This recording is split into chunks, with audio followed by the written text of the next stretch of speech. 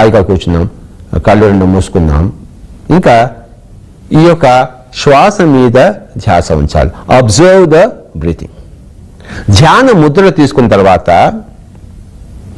ధ్యాన నిష్టలో పోవడానికి ఆ శ్వాసధారను గమనించాలి. అది పద్ధతి, సరి అయిన ధ్యాన పద్ధతి. సరి కాని పద్ధతులు ఎలా ఉంటాయంటే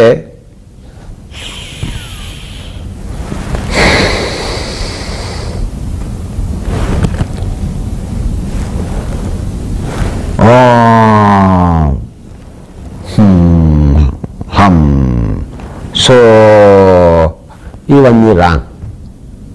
ఈ మంత్రం చెప్పడము, సో హం అండం, ఓం అండం తీసుకోవడం కానీ ఇవన్నీ కూడాను తప్పు తప్పు తప్పు. శబ్దం రాకూడదు నోట్లోంచి, ఏ మంత్రము రాకూడదు. నిశ్శబ్దం. The mouth should be closed. ఏ శబ్దము చేయకూడదు. తర్వాత ఊపిరి బిగపట్టడం,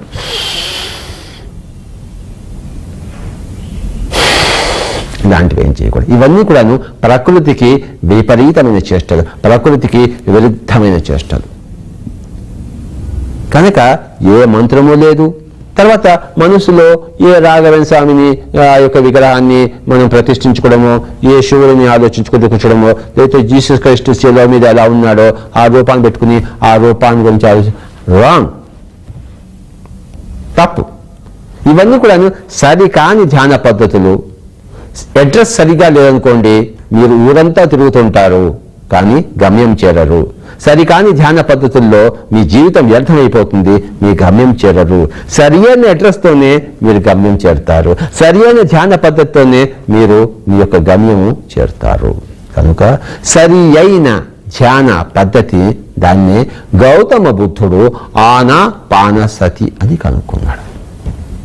ప్రతి యోగి కనుక్కున్నాడు, వేమన కనుక్కున్నాడు, జీసస్ క్రైస్ట్ కనుక్కున్నాడు, గౌతమ బుద్ధుడు కనుక్కున్నాడు, లక్షల మంది కనుక్కున్నారు.